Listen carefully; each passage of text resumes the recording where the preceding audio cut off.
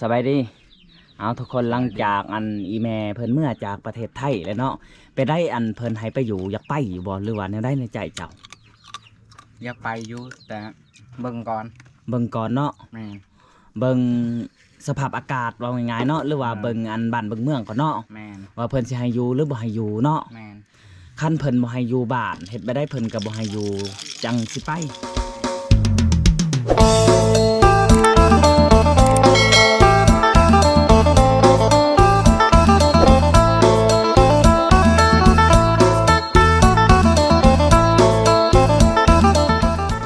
คนทั้งแม่เพิ่นแล้วก็ทั้งลุงโจ้ยแล้วสิกลับแล้วบัดนี้กลับก่อนเนาะแม่เนาะบัดนี้เนาะเพราะว่ามันค่ำแล้วเนาะโอ้มื้อนี้ก็บ่ลากันนอนบ้านพักโอ้โดยดีเด้อทุกผู้ทุกสายเฮาอยู่ดีเด้องานนี้เด้อทุกสิ่งทุกสายว่าประเทศเราประเทศไทยแบบอยู่ชายกาทุกสิ่งทุกสายบ่ได้ตัวสิยอมไปจักสิ่งจักอย่างคือแม่จะดีนะตลอดปลอดภัยอยากได้แต่นี่ล่ะ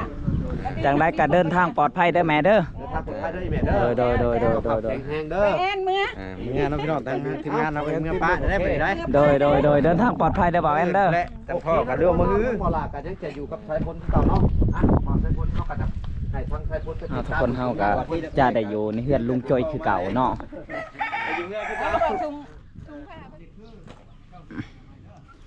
ทุกคนตอนนี้ก็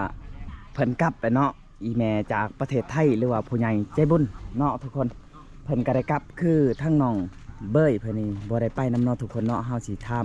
ความรู้สึกในใจของน้องเบยเพิ่นรอพังสบายดี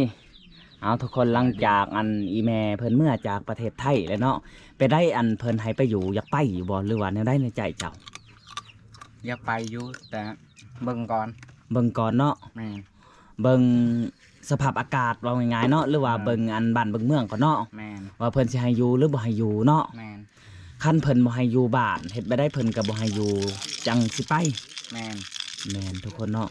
ทั้งน้องเพิ่นก็โอ้ยอุกใจทั้งพ่อทั้งแม่ก็บ่มีทุกคนแถมทั้งหมู่บ้านเพิ่นก็บ่อยากให้อยู่นำเนาะเพิ่นว่าไม่ได้น้องเบยยาเพิ่นเป็นได้ทั้งหมู่บ้านเขาเจ้าบ่อยากให้อยู่บ่แนวใดเว้าดีๆดูแม่น แม่นบ่อยากให้อยู่เนาะและทั้งน้องเพิ่นก็คิดสับสนหลายอย่างเนาะก็เลยว่าสิไปน้ำแม่เพิ่นทุกคนเลยถึกสิว่าจังได๋เพิ่นก็ยังเป็นเด็กหน่อยเพิ่นก็ยังตั้งโตบ่ทันว่าง่ายๆใส่พ้นมานั่งพี่ใส่พ้น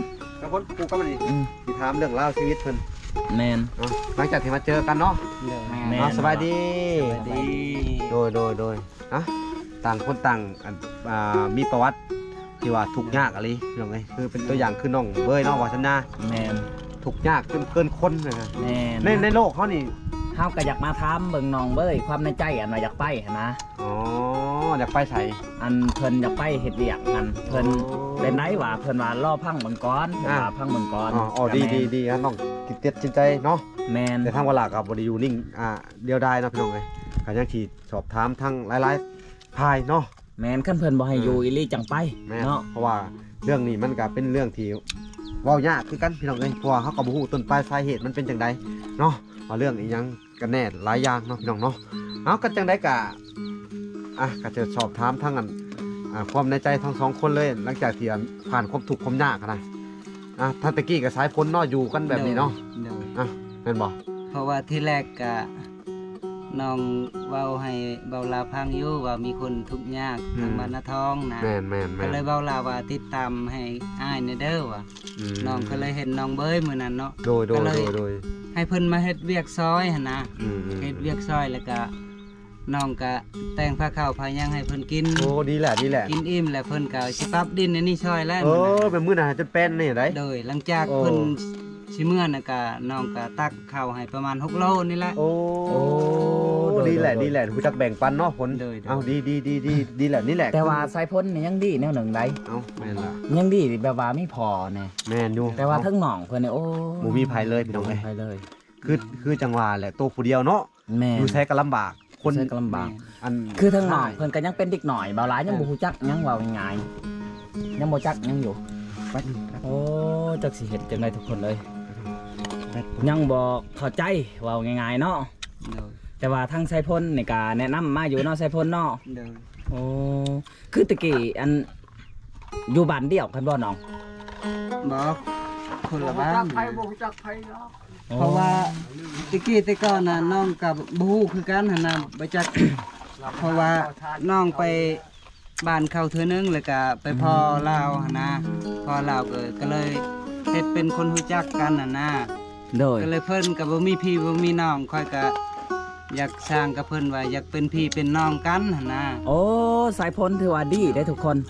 คือทั้งน้องเพิ่นนี่บ่มีผีมีน้องหลายสายพลอยากอันมาสร้างความมิตรเป็นพี่เป็นน้องกัน โดย อ๋อ เพราะว่าบ่แม่นว่าน้องคิงๆแต่ว่าบ่แม่นแต่ว่าเป็นคนชาวบ้านคือกันแต่ว่าอยากเฮ็ดพี่เฮ็ดน้องหั่นนะ เพราะว่าเฮาคนถูกใช่คนถูกเนาะ อยาก ว่า เฮ็ด ง่าย พี่เฮ็ดน้องไว้ ๆคันว่าห้าคนดีมาเป็นพี่น้องนี่มันน่าจะบ่ได้ดอกเนาะสายพลเนาะ โดย อ๋อทุกคนสายพลก็เป็นความคิดที่ดีเนาะแล้วก็ทางน้องเบ้ยเป็นไดคันว่าเป็นพี่เป็นน้องกับสายพลได้อยู่บ่ ได้ ได้ ได้ อ๋อทั้งลุงโจ้ยว่าอยากให้มาเป็นลูกเลยบ่ลุงโจ้ย โดย โอ้ผูกแขนเอาเลยอยู่ได้บ่เนี่ย ได้ ได้อ๋อนี่คือ อยู่ได้ก็มาเยอะเลยนะ คันว่าทั้งนั้นบ่ฮับสิให้มาอยู่นี่ฉัน ได้ ได้เนาะ ทำได้ โอ้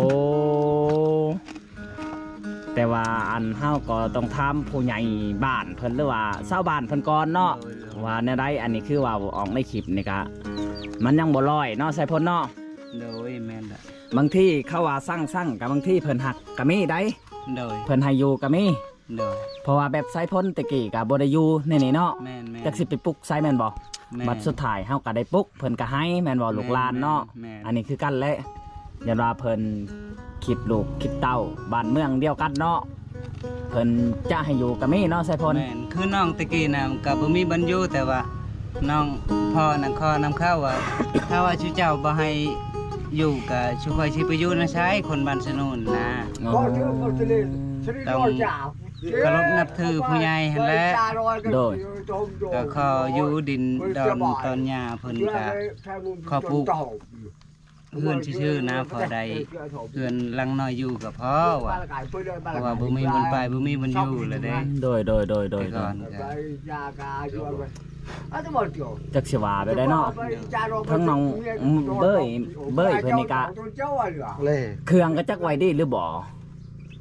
เพราะว่าเครื่องหัน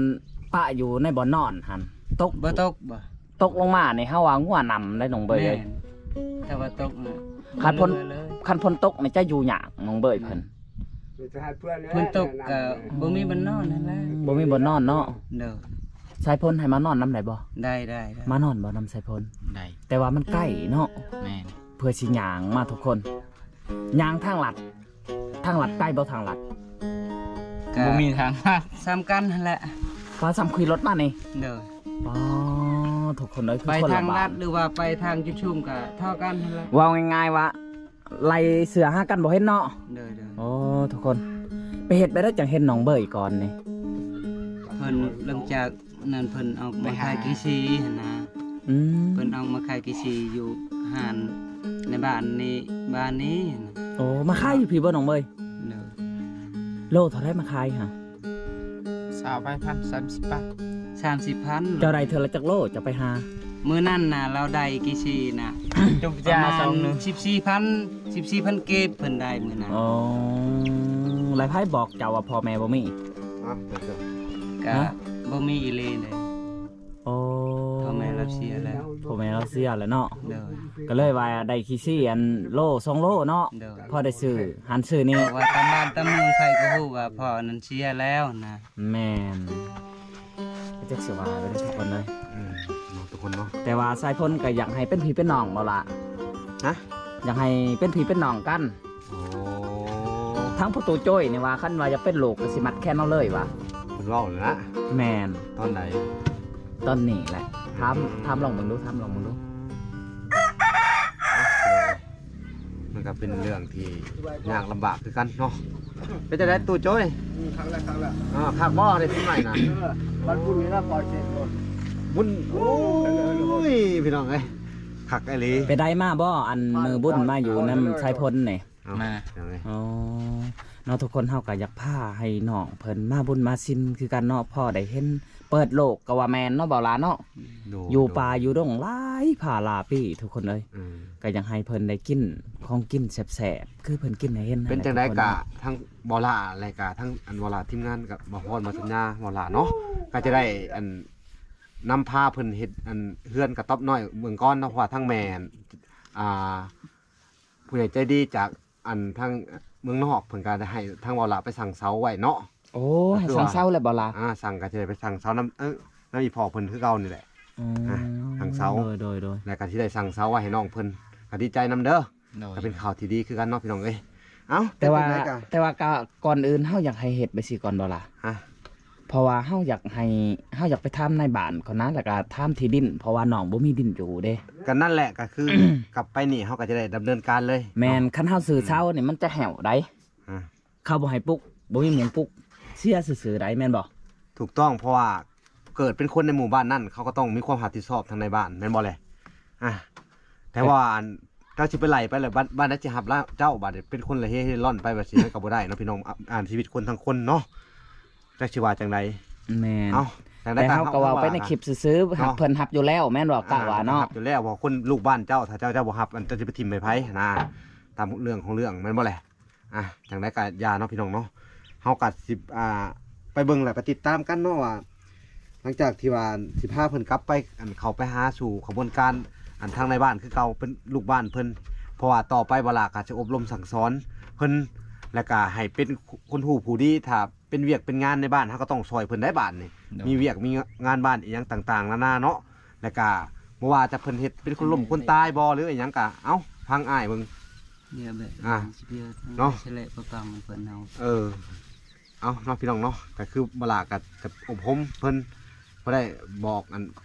ชี้แนะแนวทางเนาะพี่น้องเอ้ยก็คือว่าต่อไปนี่อ้ายก็สิดึงเจ้าเข้าสู่อันทางบ้านคือเก่าแม่นบ่เพราะว่าตะกี้ตกเฮเล่ร่อนเนาะเป็นเล่ร่อนในกลางป่ากลางดงเอาให้ทางอันอ้ายเพิ่นมานั่งนำแน่พี่น้องเอ้ยอันนี้ก็คือขนาดบ้านเพิ่นสบายดีเนาะก็คือมื้อนี้เฮาสิพาเพิ่นเข้าไปหาในบ้านเนาะ เจ้า แต่ว่าอันอ้ายก็คืออีพอก็คือผู้หนึ่งอยู่ในการนำเนาะนี่แหละที่พาเขาเข้าไปเนาะก็ เฉลยหนึ่งประกำบ่ได้ เอาเนาะโอเคเนาะทุกคนก็จะบอกอบรมเพิ่นเนาะพี่น้องเอ้ยเป็นสิ่งที่มันดีเนาะเพราะว่าเฮาก็ซ้ำอ้ายผู้หนึงที่ว่าเขาไปเจอพบพ่อเพิ่นแล้วก็อยากช่วยเพิ่นให้มีชีวิตกลับขึ้นมาใหม่อีกครั้งหนึงเนาะ ในบ้านเนาะ เขาก็สิบอกอันทางในบ้านบ่หรือว่าบอกข้างขนาดน้ำบ้านก็ให้เบิ่งเนาะถ้าเกิด ให้เบิ่งแยงคือเก่า เบิ่งแย่งคือเก่าพี่น้องเอ้ยเพราะว่าเป็นจังได๋กับคนลูกบ้านเฮาเนาะ เจ้า เขาสิถิ่มปะไปก็ถ้าเขาถิ่มไปสิบ้านอื่นเขาก็แฮงบ่เอาได้เขาบ่ฮู้ที่มาที่ไปมีแต่เขาสิ ให้ ขา มั ด นเป็นคนบ่ดีแล้ว อ่า คันถ้าว่าเขาบ่เอาเลยเป็นคนบ่ดี จะสิไปอยู่ไส อยากสั่งสอนเจ้าให้ตั้งอกตั้งใจ แม่น เออ เอา อยากเป็นหนึ่งมากลางค่ำกลางคืนบ่ให้ไป แม่น นอนอยู่ใส่ให้นอนอยู่หัน คือเห็นบ่ บางเทื่อเขารักเขาว่า เจ้ารัก ม่านนี่แหละนี่คือ เหยียบห้อยผู้หลายเนาะ เหยียบห้อยผู้ร้ายทุกๆครั้งถึงแม้เจ้าสิเป็นคนดีก็ยัง ให้เจ้าเป็นคนดีแล้วอย่าปรับให้เจ้าเป็นคนดี จากป้าว่าเจ้าเป็นคนดี แต่เก้าหันเจ้าบ่มีหยัง แม่ พ่อก็ตายแม่ก็โดนป้านี่ โอ้ย อ้ายสิสั่งสอนให้น้องลุงให้พังความผู้ใหญ่บอกได้คันผู้ใหญ่บอกก็สิบ่ผิดพลาดดอกกับเบิ่งเนาะ เอา เด้ความที่มัน โด ดี ยเอา กันนะ โดยเอา เด้อย่าเด้อให้เจ้า โดย ตั้งอกตั้งใจเฮาสิแนะนำให้โตหนึ่งไปกัน ทางเด้อ มาลำมาลอยกลางเว้นก็บ่ให้ไปหาคือศอกคือซีเฉพาะว่าบ่าวลาบ่าวพรก็ซื้อมาแล้วนับแต่พอกผม เข้าก็น้ำกับปลาก็มีกินแล้ว ทำน้ำตามปลามีหมดแล้ว อยากให้เจ้าบ่ให้ไปไส แม่น บนได้สถานที่ซอกดินได้แล้วให้ตื่นมาเช้า ทางบนให้มันแปลนแถวนั้นบนเฮาอยากได้เด้ตัวนั้นเด้ นั่นแหละ อยากได้น้ำเจ้าแบบนั้น แต่ละมืออันนี้เฮาเข้าไปเนี่ยไปหานายบานปกครอง แม่น และก็สิไปซอกดินคอยนี่ก็สิซอกให้ดิน โดยได้แล้วเนาะ ดินนั้นต้องได้ โดยอ่ะ ถ้าว่านายบ้านว่าตกลงได้แล้วเฮาก็สิซอกดิน โดย และทางบ่าวลาบ่าวพรก็สิซื้อไม้ซื้อตอก โดย สิมาประกอบส่วนเฮ็ดเรือนเฮ็ดศาลให้เจ้า โดย ใดเว่าแนวนั้นซะให้เจ้าเปลี่ยนนิสัยตัวเก่าหันป้าเอาตัวใหม่นี่แล้วแล้วก็คืออันอ้ายเว้าไปหั่นแหละเนาะก็คือเป็นเวียกเป็นงานในชุมชนเฮาหรือในหมู่บ้านเฮานี่ให้ไปช่วยเพิ่นเด้อโดย บ่ให้ แล้ว ป้า ก็บ่ให้ป้าคือเขาอยู่ในบ้านเฮาก็ต้องช่วยเพิ่นเด้อ โดย เพราะว่าต้องเข้าใจว่าเฮาอยู่ตัวคนเดียวแหละถ้าเกิดว่าเฮาบ่เฮ็ดแบบซี่เพิ่นก็สิบ่แพงเฮา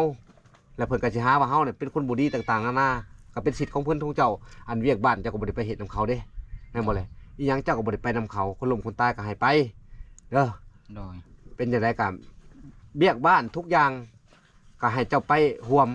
นำช่วยเขาเพราะว่าเฮาเป็นชุมชนเพราะว่าเฮาอยู่นำบ้านนำเมืองเนาะ โดย เอาจังไดก็ฝากไว้ซ้ำนี่ล่ะเนาะ เนาะ เจ้า โอเคเนาะทุกคนเนาะคลิปนี้ก็จะได้อันจบก่อนเนาะพี่น้องเนาะกะบลากับบ่มีหยังหลายก็ได้คอยอบรมสั่งสอนเพิ่นเล็กๆน้อยๆเนาะพี่น้องเอ้ย โดย